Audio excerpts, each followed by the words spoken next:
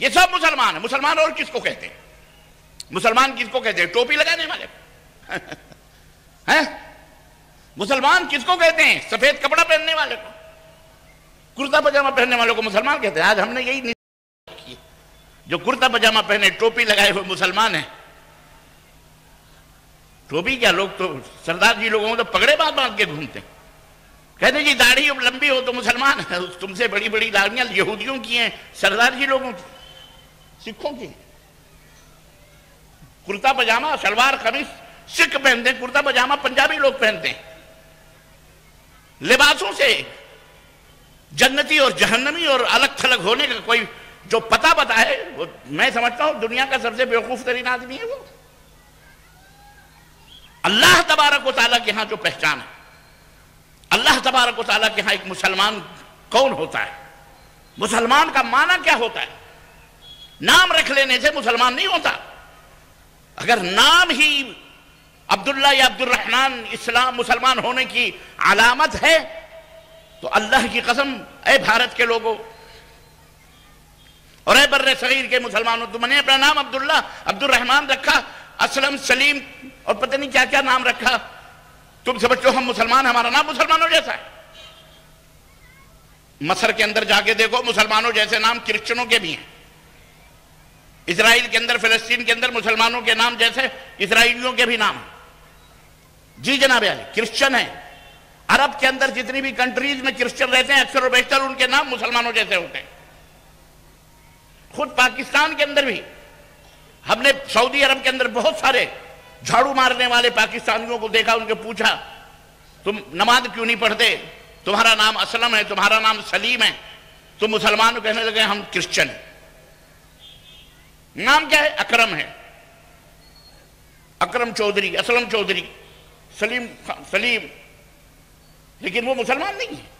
تو نام سے کوئی مسلمان نہیں ہوتا. کفار مکہ کے اندر بھی عبداللہ بن جدعان, مکے کا اتنا بڑا آدمی کہ حضرت ام المومنین عائشہ صدیقہ فرماتی ہیں کہ اللہ کے نبی سے سوال کرتی ہیں کہ اللہ کے نبی, عبداللہ جدعان جو ہے, جتنے بھی حجاج آتے تھے حج کرنے کے لیے, ان کے لیے اپنے اونٹوں کو ذبح کر کے انہیں کھانا کھلاتا تھا. تنہا آدمی حاجیوں کے لیے اونٹ ذبح کر کے, ایک نہیں ہزاروں سینکڑوں اونٹ, ان کی خدمت کیا کرتا تھا, کھانا کھلایا کرتا تھا. تو حضرت ام المومنین عائشہ رضی اللہ عنہ پوچھا کہ کیا وہ جنت میں ہے؟ آپ نے فرمایا نہیں, وہ جہنمی ہے, وہ جہنم میں ہے. کیوں؟ کہا اللہ کے نبی اتنا بڑا عمل حجیوں, سنو 1.5 اینٹ کی مسجدیں بنانے والے سنو, اور بڑے جنت بغلیں بجاتے پھرتے ہیں, ہم بڑی جنتی ہیں. ٹوپی پہن لی, تسبیح ہاتھ میں لٹکا لیے, ڈھکیل رہے ہیں, زبان سے باتیں بھی ہو رہی ہیں, تسبیح بھی کھسک رہی. اللہ اللہ اللہ حقو حقو, جنتی ہو گئے. یہ شہادت گہے الفت میں قدم رکھنا ہے. لوگ آسان سمجھتے ہیں مسلمان ہونا. اللہ کے نبی نے فرمایا کہ اس کی خدمات حاجیوں کے لیے, ان کی قربانیاں سب بیکار ہیں, جہنم میں جائے گا. کہا کیوں؟ آپ نے فرمایا اس لیے کہ اس کے عقیدے میں شرک داخل تھا. وہ اللہ کو مانتا تو تھا, اللہ کی عزت بھی کرتا تھا, سب کچھ کرتا تھا, لیکن وہ اللہ کے ساتھ غیروں کو شریک بھی کرتا تھا. کیا کرتا تھا؟ بولو جی, ہمیں یہی نہیں معلوم ہے زہر کیا ہے اور دوا کیا ہے.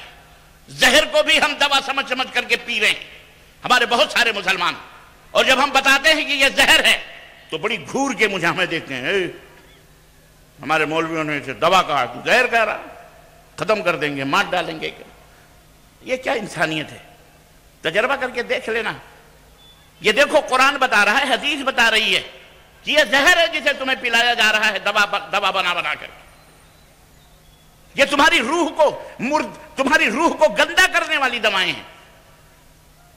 تم کتنی بھی نمازیں پڑھ لو, روزے پڑھ لو, یاد کر لو, حج کر لو, زکات کر لو, عقیدے کے اندر اگر یہ شرک موجود ہے تو رب کعبہ کی قسم ہے, رب کعبہ کی قسم ہے تمہارا کوئی بھی عمل اللہ تعالیٰ کے ہاں قابل قبول نہیں ہو سکتا ہے۔ بخاری کی روایت ہے، ام المومنین عائشہ فرماتی ہیں کہ اللہ کے نبی نے فرمایا، عبداللہ نام تھا اس کا، کیا نام تھا؟ عبداللہ ابن جدعان جہنم میں ہے، کیونکہ وہ اللہ کے ساتھ شرک کرتا ہے۔ عزیزان گرامی، تو مسلمان ہونا، مسلمان کس کو کہتے ہیں؟ بڑے افسوس کی بات ہے، ہم ابھی نماز روزے کے چکر میں پھنسے ہوئے ہیں، عقیدہ ہی درست نہیں ہے، عقیدہ ہی صحیح نہیں ہے، اور نماز پڑھو نماز پڑھو نماز پڑھو نماز پڑھو نماز پڑھو۔ یارو پہلے عقیدہ صحیح کرو،